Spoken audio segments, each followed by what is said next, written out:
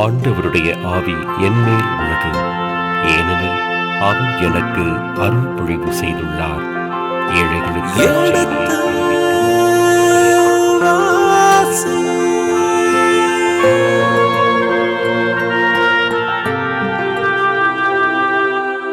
எடுத்து வாசி.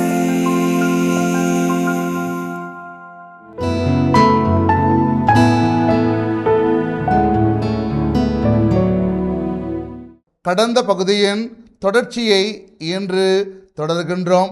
வாருங்கள், இந்த நிகழ்ச்சியை நமக்காக விளக்கங்களோடு தெளிவுபடுத்த இருக்கின்றவர் தந்தை ரேமன் ஜோசப் அவர்களை வரவேற்போம். வணக்கம் தந்தையே. வணக்கம்.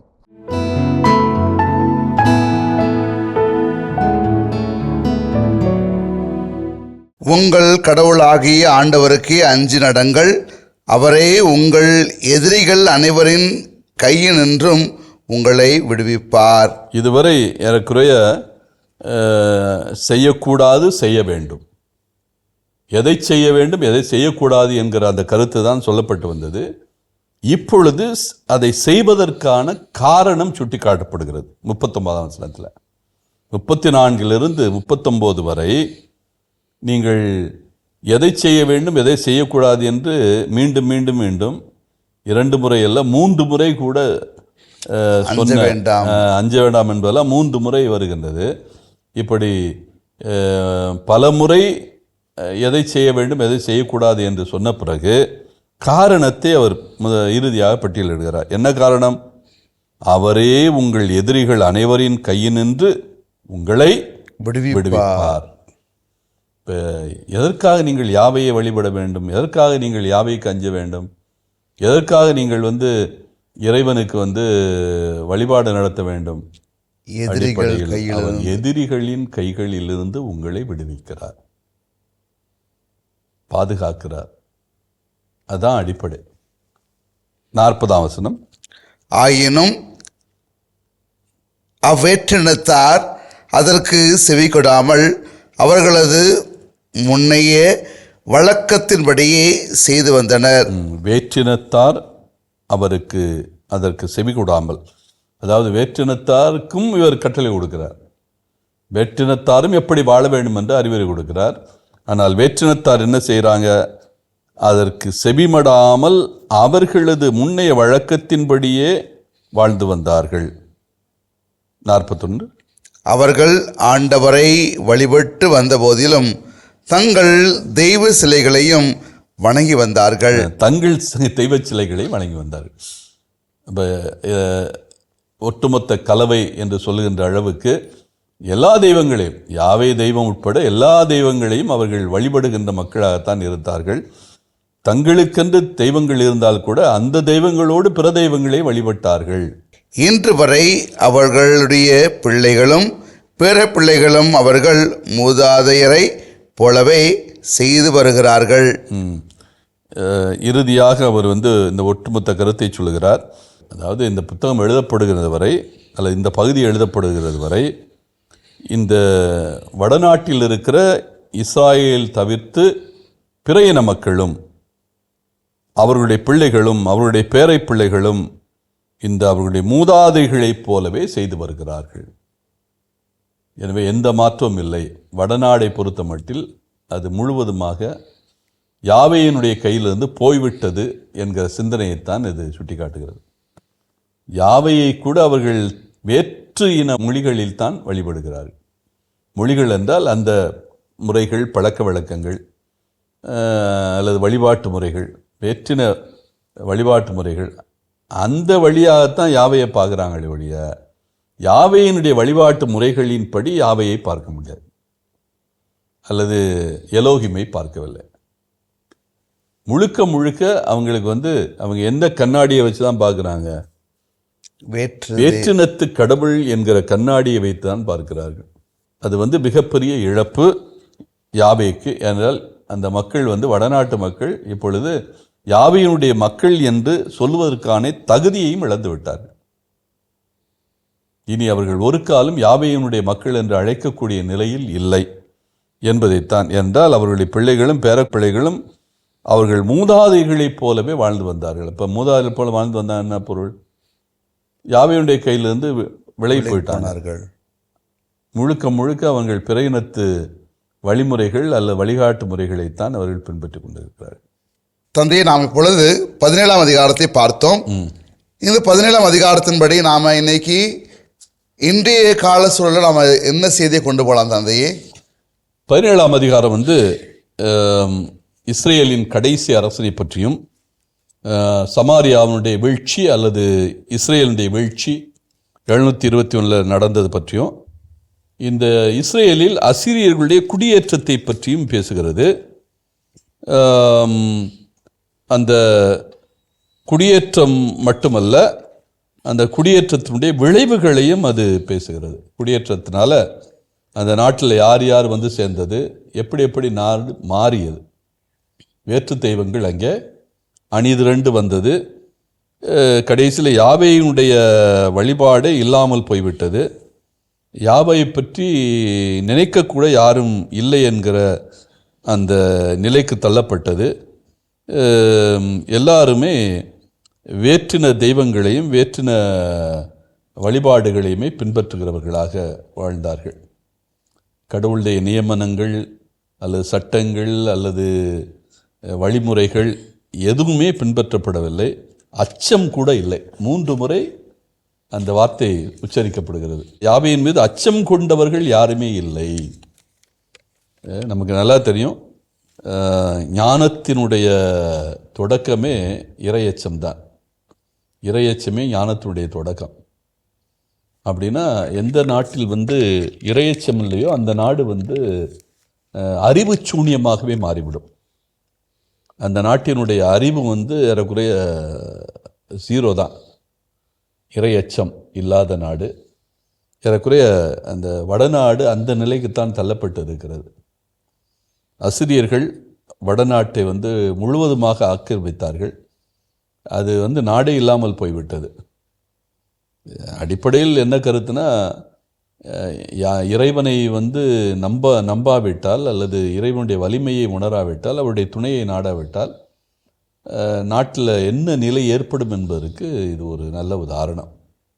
இறையச்சம் என்பது ஒன்று, அந்த இறையச்சமும் இல்லை, இறைவனுடைய துணையை நாடுகின்ற மக்களும் இல்லை. அதுதான் வீழ்ச்சிக்கு காரணம். அரசனும் சரி மக்களும் சரி, இந்த 2 நிலையில் இருந்தவர்களும் முழுக்க முழுக்க அவர்கள் பொய் தெய்வங்களை வழிபட்டார்கள். அந்த தெய்வங்களை நம்பி என்ன பண்ணாங்க? ஆற்றை கடந்தார்கள், கடலை கடந்தார்கள், அல்லது அவர்கள் எதை கடக்கணும்னு நினச்சாங்களோ அத்தனையும் கடந்தார்கள். கடைசியில் கடக்கவும் முடியவில்லை. அந்த பயணத்திலே அவர்களுக்கு தோல்விதான் மிஞ்சியது. எல்லாவற்றையும் இழந்தார்கள். தாங்கள் இழக்க வேண்டியது எல்லாத்தையுமே இழந்தார்கள். இறுதியில் இழப்பதற்கு எதுவுமே இல்லாமலும் போனார்கள்.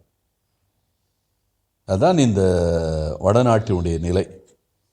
கடைசியில் வடநாடு என்பதே இல்லாமல் போய்விட்டது. வடநாடு என்பது நம்முடைய இந்த உலக வரலாற்றிலேயே உலக வரைபடத்திலே இல்லாமல் போய்விட்டது. அந்த நிலை தான். இஸ்ரேல் என்கிற நாடே ஏறக்குறைய எத்தனை ஆண்டுகள் வரைபடத்தில் இல்லாமல் போனது? இஸ்ரேல் என்கிற நாடு 721 அது வரைபடத்தில் இல்லாமல் போனது. அதன் பிறகு 1948 தான் மீண்டும் வரைபடத்துக்குள்ளே இஸ்ராயல் என்கிற பெயரே உள்ள நுழையுது. 2600 ஆண்டுகளாக இந்த இஸ்ராயல் என்கிற நாடு வரைபடத்தில் இல்லை.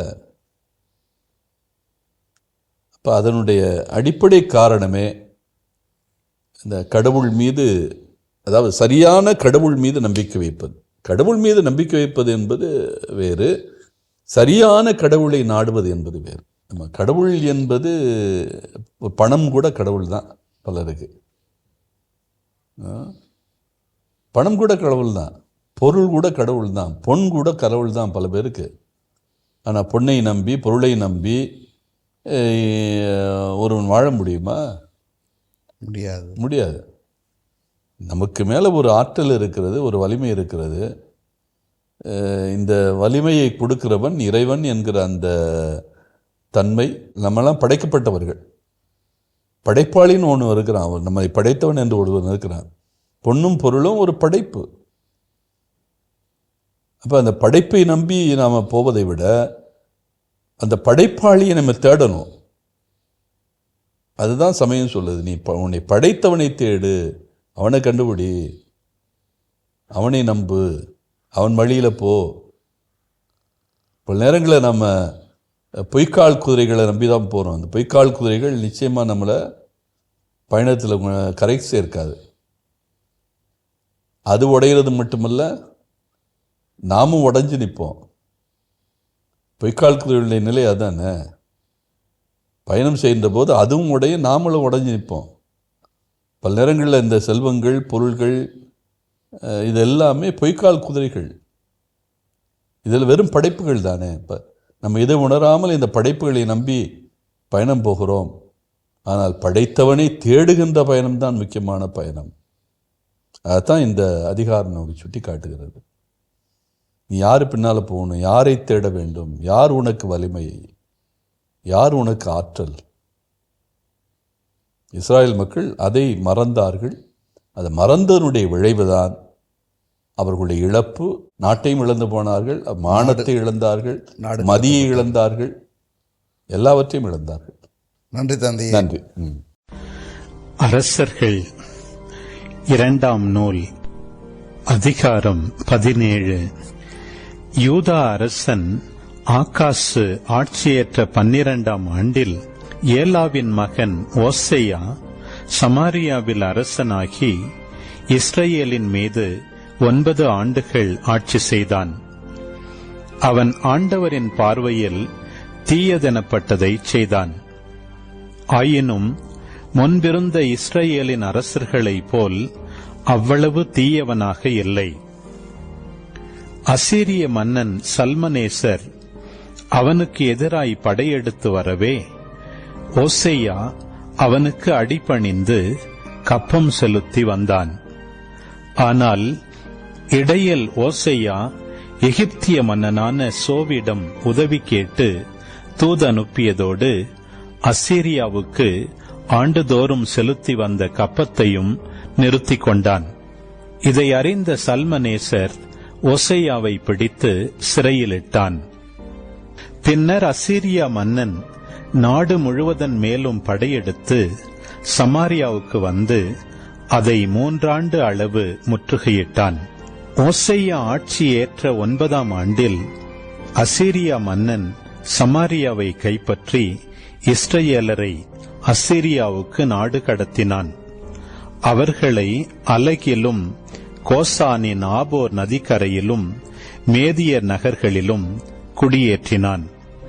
ஏனெனில் இஸ்ரவேல் மக்கள் தங்களை எகிப்து நாட்டினின்றும் அந்நாட்டு மன்னன் பார்வோனின் கையினின்றும் விடுவித்திருந்த தங்கள் கடவுளான ஆண்டவருக்கு எதிராய் பாவம் செய்து வேற்று தெய்வங்களை தொழுது வந்தனர்.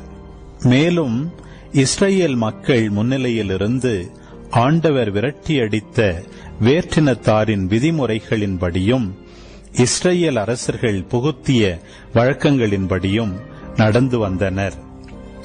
இஸ்ரவேல் மக்கள் கடவுளாகிய ஆண்டவருக்கு எதிராக தகாதனவற்றை மறைவாய் செய்தனர். மேலும் காவல் மாடம் முதல் அரண்சூழ் கோட்டை வரை எல்லா நகர்களிலும் தங்களுக்கு தொழுகை மேடுகளை அமைத்துக் கொண்டனர். உயர் குன்றுகளிலும் பசுமையான மரங்களின் அடியிலும் நடுகற்களையும் அசேரா கம்பங்களையும் அமைத்துக் கொண்டனர். அங்கு அவர்கள் தூபம் காட்டி அம்மேடுகள் அனைத்திலும் ஆண்டவர் அவர்கள் முன்னிலையிலிருந்து விரட்டி அடித்த வேற்றினத்தாரை போல் தீயென புரிந்து ஆண்டவருக்கு சினமூட்டினர். இக்காரியத்தை நீங்கள் செய்யலாகாது என ஆண்டவர் அவர்களுக்கு உரைத்திருந்தாலும் அவர்கள் சிலைகளை வழிபட்டு வந்தனர்.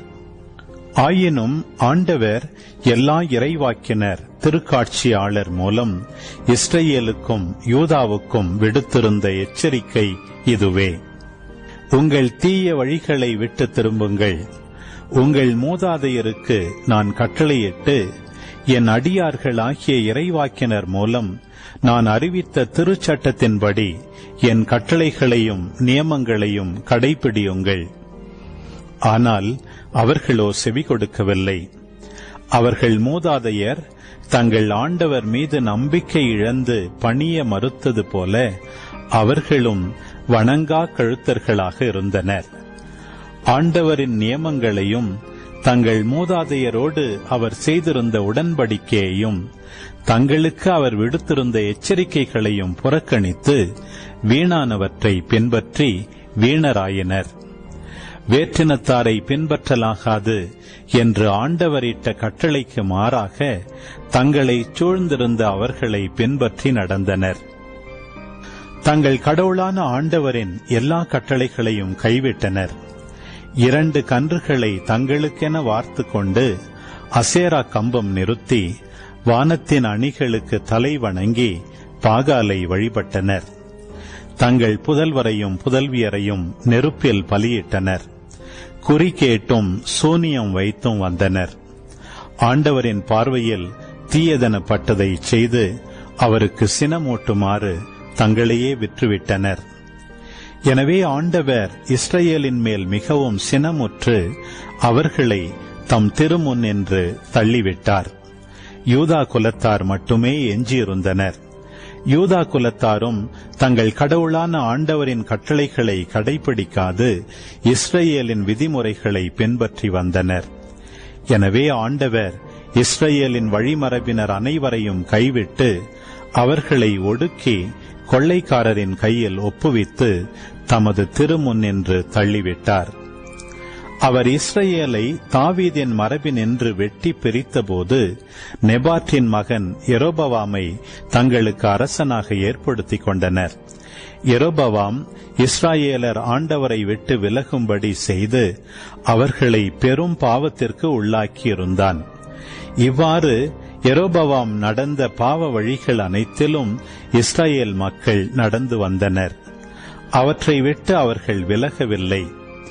ஆண்டவர் தம் அடியாரான இறைவாக்கினர் அனைவரின் வாயிலாக உரைத்திருந்தபடி அவர்களை தமது திருமுன்னின்று முற்றும் தள்ளிவிடும் வரை அவர்கள் அந்த பாவ வழிகளை விட்டு விலகவில்லை. எனவே இஸ்ரவேலர் தமது சொந்த நாட்டினின்று அசீரியாவுக்கு நாடு கடத்தப்பட்டு இன்று வரை அங்கேயே இருக்கின்றனர். பாபிலோன், கூத்தா, அவ்வா, ஆமாத்து, செபர்வயிம் ஆகியவற்றினின்று அசீரிய மன்னன் ஆள்களை கொண்டு வந்து இஸ்ரவேல் மக்களுக்கு பதிலாக சமாரியா நகர்களில் குடியேற்றினான். அவர்கள் சமாரியாவை உரிமையாக கொண்டு அதன் நகர்களில் வாழ்ந்து வந்தனர். அவர்கள் அங்கு வாழத் தொடங்கிய போது ஆண்டவருக்கு அஞ்சி நடக்கவில்லை. எனவே ஆண்டவர் அவர்கள் நடுவே சிங்கங்களை ஏவிவிட அவை அவர்களுள் சிலரை கொன்று போட்டன. எனவே அசீரிய மன்னனுக்கு இவ்வாறு தெரிவிக்கப்பட்டது: நாட்டினின்று அப்புறப்படுத்தி சமாரியாவின் நகர்களில் நீர் குடியேற்றிய இந்த மக்களுக்கு அந்நாட்டு கடவுளை வழிபடும் முறை தெரியாது. எனவே அவர் அவர்களிடையே சிங்கங்களை அனுப்பியுள்ளார். இதோ அவை அவர்களை கொன்று கொண்டிருக்கின்றன. ஏனெனில் அவர்களுக்கு அந்நாட்டு கடவுளை வழிபடும் முறை தெரியாது. எனவே அசீரியா மன்னன், நீங்கள் சமாரியாவிலிருந்து நாடு கடத்தியிருக்கும் குருக்களுள் ஒருவன் அங்கு திரும்பிச் செல்லட்டும். அவன் அங்கே சென்று அவர்களுடன் தங்கியிருந்து நம் மக்களுக்கு அந்நாட்டு கடவுளை வழிபடும் முறையை கற்பிக்கட்டும் என்று கட்டளையிட்டான். அவ்வாறே சமாரியாவிலிருந்து நாடு கடத்தப்பட்ட குருக்களுள் ஒருவன் பெத்தேலுக்கு வந்து அங்கே தங்கியிருந்து ஆண்டவருக்கு அஞ்சி வாழும் முறை பற்றி கற்றுக் கொடுத்தான். ஆயினும் ஒவ்வொரு இனத்தாரும் தம் தெய்வங்களுக்கு தாம் குடியேறிய நகர்களில் சிலை செய்து சமாரியர் முன்பு அமைத்திருந்த தொழுகை மேடுகளில் வைத்துக் கொண்டனர். பாபிலோனியர் சுக்கோத் பெனோத்து சிலையையும், கூத்தியர் நேர்கால் சிலையையும், ஆமாத்தியர் அசமா சிலையையும், அவ்வியர் நிபுகசு தர்த்தாக்கு சிலைகளையும் செய்து வைத்துக் கொண்டனர். மேலும் செபர்வயர் தம் நாட்டு தெய்வங்களான அதிரம்மெலக்கு, அனம்மெலக்கிற்கு தங்கள் பிள்ளைகளை தீயிலிட்டு பலி கொடுத்தனர். அவர்கள் ஆண்டவரையும் வழிபட்டு வந்தனர். ஆயினும் தொழுகை மேடுகளில் பணிபுரிய தங்களுக்குள் அர்ச்சகர்களை நியமித்துக் கொண்டனர். அவர்கள் ஆண்டவரை வழிபட்டு வந்த போதிலும் எங்கிருந்து அப்புறப்படுத்தப்பட்டிருந்தார்களோ அங்கிருந்த வழக்கப்படியே தம் தம் தெய்வங்களையும் வணங்கி வந்தனர். இன்று வரை அவர்கள் தங்கள் முன்னைய வழக்கத்தையே கை கொண்டுள்ளனர். ஆண்டவரிடம் அவர்கள் அச்சம் கொள்வதில்லை. மேலும் ஆண்டவரால் இஸ்ரேல் என்று பெயரிடப்பட்ட யாக்கோபின் மக்களுக்கு கட்டளையிட்ட நியமங்களையும் விதிமுறைகளையும் சட்டத்தையும் கட்டளைகளையும் கடைபிடிப்பதும் இல்லை. ஆண்டவர் இஸ்ரேலரோடு உடன்படிக்கை செய்து அவர்களுக்கு இட்ட கட்டளை இதுவே: வேற்று தெய்வங்களுக்கு அஞ்ச வேண்டாம், அவைகளை வணங்கி வழிபடவும் வேண்டாம், அவைகளுக்கு பலியிடவும் வேண்டாம். ஆனால் உங்களை பேராற்றலோடும் ஓங்கிய புயத்தோடும் எகிப்து நாட்டிலிருந்து அழைத்து வந்த ஆண்டவருக்கு மட்டுமே நீங்கள் அஞ்ச வேண்டும். அவரையே வணங்கி வழிபட வேண்டும். அவருக்கே பலி செலுத்த வேண்டும். அவர் உங்களுக்கு எழுதி தந்த நியமங்களையும் விதிமுறைகளையும் சட்டத்தையும் கட்டளைகளையும் எந்நாளும் கருத்தோடு கடைபிடித்து வாழுங்கள். வேற்று தெய்வங்களுக்கு அஞ்சாதீர்கள். நான் உங்களோடு செய்த உடன்படிக்கையை மறவாதீர்கள். வேற்று தெய்வங்களுக்கு அஞ்சாதீர்கள். உங்கள் கடவுளாகிய ஆண்டவருக்கே அஞ்சி நடங்கள். அவரே உங்கள் எதிரிகள் அனைவரின் கையினின்றும் உங்களை விடுவிப்பார். ஆயினும் அவ்வேற்றினத்தார் அதற்கு செவி கொடாமல் அவர்களது முன்னைய வழக்கத்தின்படியே செய்து வந்தனர்.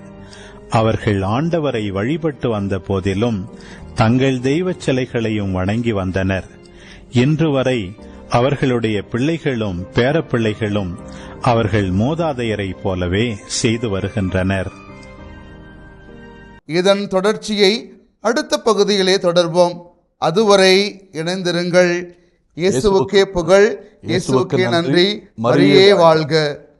ஒரு சிறிய பகுதி மட்டும், 9 வசனங்கள். அந்த 9 வசனங்கள் 22லிருந்து 30ஆம் வசனம் மட்டும் 25ஆம் அதிகாரத்தில் பாபிலோனுக்கு நாடகெடுத்தப்பட்ட பின் என்ன நிகழ்ந்தது என்கிற அந்த செய்தியை கொடுக்கும். அது 12 வசனங்கள், 1 முதல் 12. இரண்டாவது பகுதி அசீரியர் எருசலேமின் மீது போர் தொடுத்தல் அல்லது தாக்குதல். இது 2வது பகுதி. இந்த 2வது பகுதி 13ஆம் வசனத்திலிருந்து இறுதி பகுதியாக இருக்கிற 37ஆம் வசனம் வரை செல்கிறது. அப்போ 2 பகுதி தான் இதனுடைய உள்ளடக்கம். இப்போ முதல் பகுதியை நாம் 4 பிரிவுகளாக பிரிக்கலாம்.